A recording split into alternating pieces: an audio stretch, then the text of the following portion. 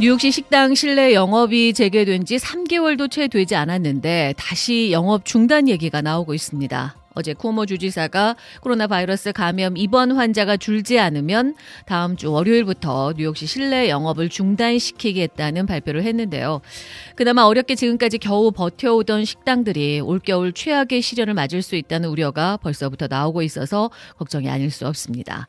그래서 오늘 이슈플러스에서는 뉴욕시 식당 영업 중단과 관련해서 좀 더 자세히 짚어보겠습니다. 김성진 기자와 함께하겠습니다.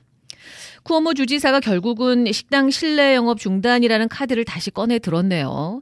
이 한겨울에 식당 업주들로서는 정말 난감할 것 같은데 먼저 어제 쿠오모 주지사의 발표를 좀 정리해 주시죠. 네, 쿠오모 주지사는 어제 브리핑에서 닷새 뒤 뉴욕시 입원율이 안정화되지 않으면 식당 실내 영업을 전면 금지할 것이라고 말했습니다.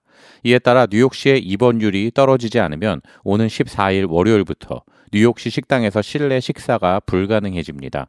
특히 쿠오모 주지사는 지역 병상 가동률이 7일 평균으로 90%에 도달할 경우엔 해당 지역에 더 강력한 셧다운 조치를 도입할 것이라고도 경고했습니다.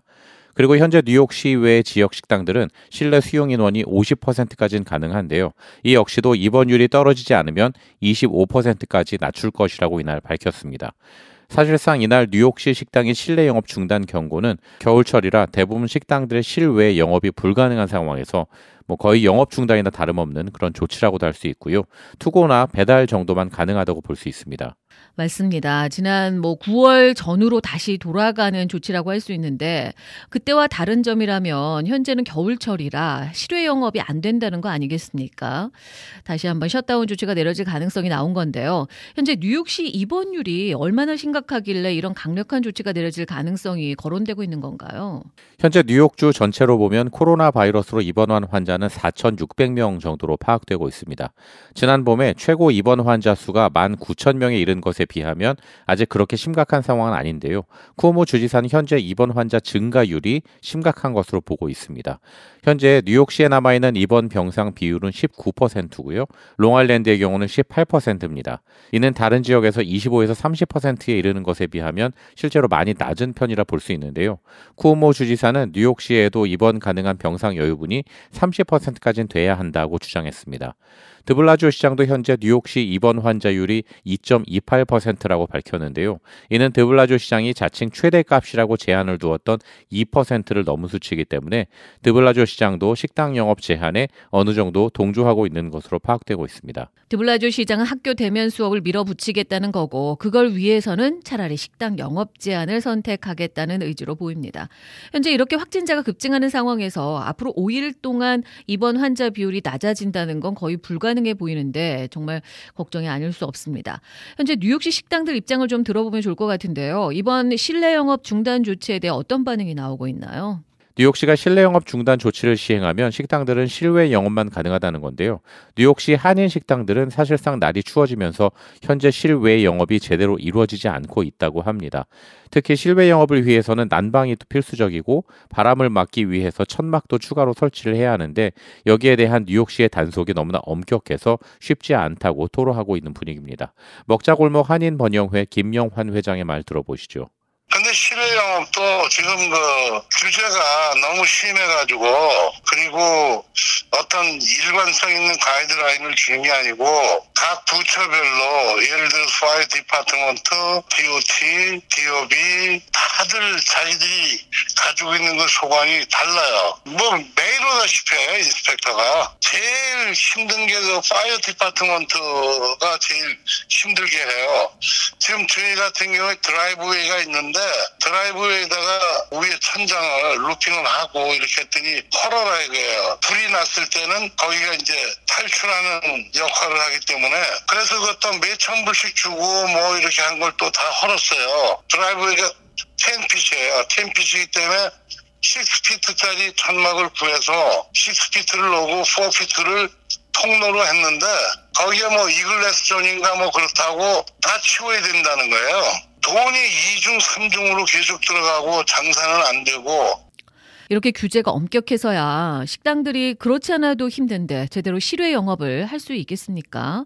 식당 업주분들 입장에서는 좀 답답하겠는데요. 네, 그래서 김영환 회장도 먹자골목 상인들을 위해서 이런 뉴욕시의 엄격한 규제를 성토하는 기자회견을 계획을 했었는데 한편으로 코로나 바이러스 감염률이 치솟고 있는 상황이기 때문에 이러지도 저러지도 못하고 있는 상황이라고 합니다.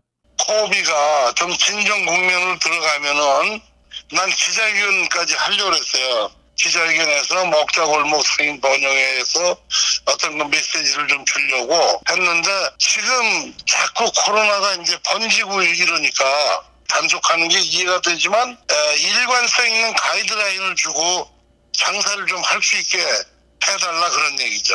김영환 회장에 의하면 실외에서 식사하는 분들은 현재 5%도 되지 않는다고 합니다. 날이 추워지면서 당연히 손님들은 실내를 찾을 수밖에 없고요. 만약에 실내 영업 중단 조치가 내려지면 결국 투고나 배달만 가능한 상황인데 그렇게 되면 식당들이 이번 겨울을 버텨내기가 힘들다는 게 김 회장의 전망입니다. 계속해서 들어보시죠.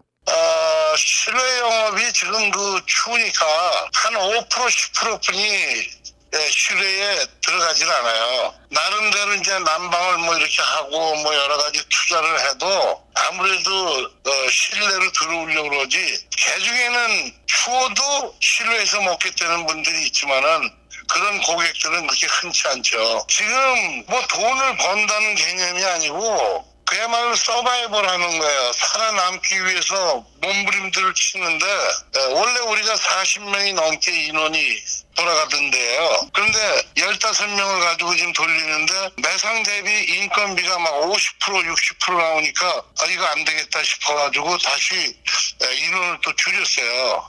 사실상 수입이 줄어드는 것도 문제지만 이 비싼 렌트비를 감당한다는 건 식당들로서는 불가능하지 않을까 싶은데 어떻습니까?